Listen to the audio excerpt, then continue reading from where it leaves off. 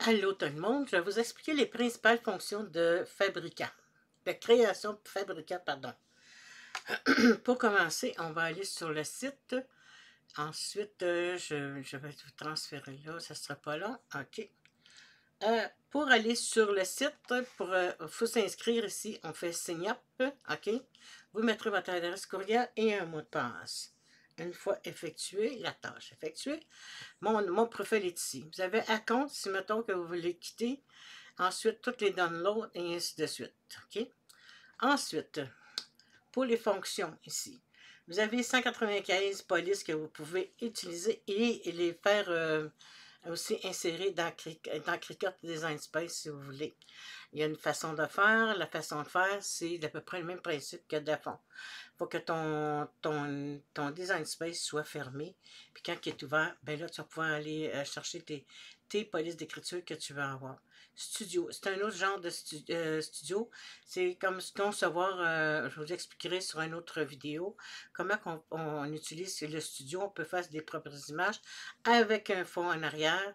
C'est quand même très intéressant. Ici, on a les graphiques et les téléchargements gratuits. On va aller au principal. Ici, les polices d'écriture. Vous avez plusieurs polices d'écriture que vous pouvez utiliser. Ensuite, les styles, l'éphémère et ainsi de suite. Ensuite, les images. Les images, ça devient intéressant parce qu'on peut aller faire notre recherche ici avec les images. On a l'artisanat 3D. L'artisanat 3D, ça comprend, mettons, que je vais dans le coin ça sera pas long, vacances, mettons de Noël, et ainsi de suite. Ah, bon, il y avait des petits bonhommes de neige, et c'est à vous de parcourir et d'aller voir toutes les images qu'on peut faire. Des cartonnels avec des reines, et ainsi de suite. Je n'ai pas exploré encore, mais ça s'en vient. Ensuite, vous avez plusieurs ici, là, suggestions de Noël, et ainsi de suite. Ensuite, l'artisanat. Il y en a qui aiment faire l'artisanat. L'artisanat, je n'ai pas exploité non plus ce médium-là. Je veux dire, c'est les fonctions des suites. Les travaux à l'aiguille, si vous voulez faire du tricot, de la broderie, et ainsi de suite. Les photos, on peut utiliser des photos. Les photos qu'il y a ici sur le Creative Fabrica. Ça nous fait des beaux fonds, ainsi de suite. Les photos qui sont suggérées. Les outils. On peut utiliser des outils. OK? Les quelques outils on peut utiliser. Ça, je ne l'ai pas exploité, mais il y a des convertisseurs, des demandes craft, générateurs. C'est un site qui est quand même pas mal complet.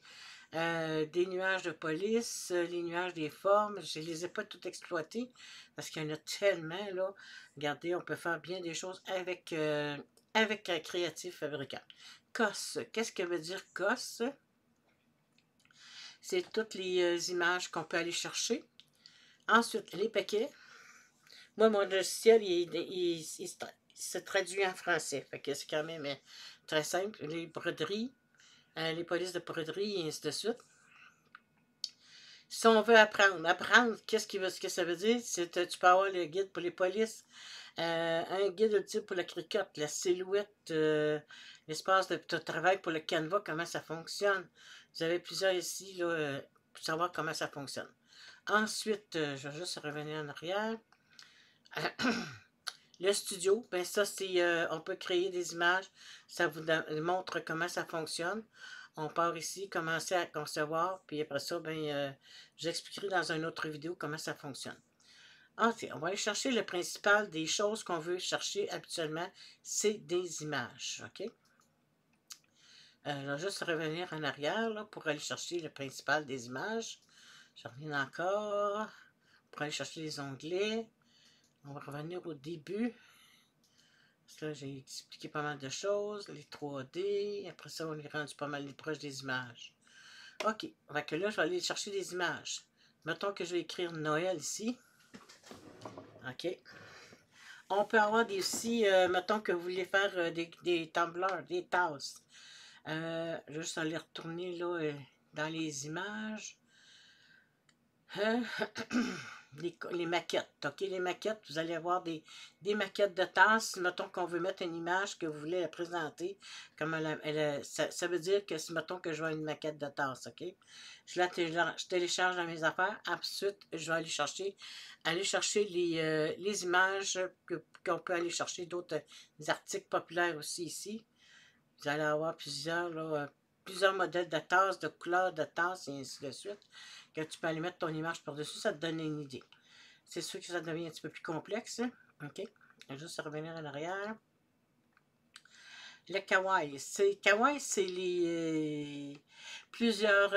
Comme mettons l'ours, OK? C'est dessins dessinés à la main, genre de tricot. C'est des clip art, on peut dire, là, en français. OK? Ensuite, je vais continuer. Ensuite, les dessins animés, bien ça vous donne une idée des petits dessins, là. Encore une fois, on va aller voir les petits ours. Ça vous donne plusieurs modèles de petits ours. OK? Là, je ne vais pas tout plus loin, là. Je vais juste vous montrer le principal. Ensuite, contexte. Les contextes des arrière-plans. Les arrière-plans de Noël, mettons. Ça, là-dessus, je vais faire une vidéo aussi, là, de comment, tu sais, aller chercher tantôt, je suis allé chercher celle-là pour le studio. On peut fonctionner avec le studio de Créatif Fabricant ou aller l'importer sur notre Cricut. Ensuite, je vais continuer encore avec les images. Moi, je travaille beaucoup avec les images, là. C'est intéressant quand même. On peut faire nos petits montages. Ensuite, on était rendu à dessiner contexte. Les motifs. Les motifs, on peut les télécharger sur, mettons, là, tiens, je vais aller chercher un modèle de Noël que je peux aller mettre sur Cricut dans le sens que pour aller chercher des patterns dans les patrons. J'avais montré sur mon groupe Cricut Création et Design. Là, vous allez voir toutes les vidéos, les directs à la une. OK? Sur Cricut Création et Design. Comment fonctionnent les fonds de page. On peut utiliser les fonds de page soit avec sur les patrons ou mettre dans les JPEG. Ensuite, on continue avec les images. Rendu à cadre, vous avez plusieurs sortes de cadres, des citations en français et en anglais. Ensuite, les bordures, les croquis, coloriages et ainsi de suite. Mettons que je vais aller chercher Noël, OK? Mettons, je vais aller chercher un camion rouge, OK? Là, il va m'amener avec des camions rouges. Ça ne sera pas long. Il me télécharge toutes ces images-là. Fait que là, je m'en vais jusqu'en bas. Je m'en vais encore en bas. Mettons que j'aime bien ce modèle-là. Entre celui-là et celui-là, mettons que je vais aller avec celui-là ici.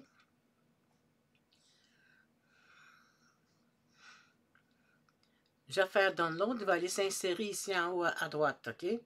Mais un petit peu plus bas, il va y avoir d'autres suggestions que vous allez pouvoir faire aussi. Les balises de créateurs. Il y a des balises ici, Noël avec l'aquarelle. Vous allez avoir d'autres suggestions que vous allez avoir aussi. Emballage design du Père Noël. Habillage du camion vintage. À part de l'image qu'on vient d'avoir, là, il va y avoir d'autres images qui vont se rajouter. Il y a tout comme des sous-titres qui se font aussi à quelque part pour aller chercher nos images qu'on veut aller voir. Fait que ça, ici, ça vous donne plusieurs suggestions encore de d'autres sortes de camions. Fait que il y a les steampunk. Il y a plusieurs là, modèles de vintage, moderne. Ça, là, il y en a plusieurs. On peut faire ce genre de modèle-là aussi. Vous avez plusieurs modèles là, de résultats qu'il y a à faire. Fait que sur ce, j'espère que vous avez aimé un peu là, la vidéo. Si vous aimez ça, tant mieux. Vous pouvez toujours vous inscrire sur Cricut Création et Design. Je mets toutes les informations à la fin du vidéo. Et je mets les informations aussi en bas du vidéo. Quand vous regardez sur YouTube, il y a un plus. Puis en bas, vous allez avoir le lien pour aller le lien pour vous abonner à mon groupe Facebook Cricut Création et Design. C'est d'aller explorer toutes les possibilités que vous pouvez avoir. C'est d'aller cliquer ici et là, comme ça. Ben, vous pouvez mettre même votre en français. Moi, il est en français, toutes les notifications. Puis, pour vous déconnecter, c'est quand même important pour pas qu'il soit toujours ouvert. On clique sur mon profil. Il y a une page qui va apparaître. Ça ne sera pas long. On va la laisser rentrer. On va faire My Account, pardon aussi, j'ai oublié de dire.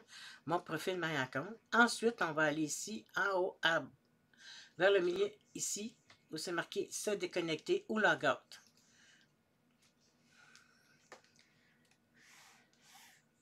Et voilà, on est... si vous voulez avoir plus d'informations, je vais faire une autre vidéo à un moment donné pour donner un petit cours là, sur le studio de Créatif Fabricant. Merci et à la prochaine.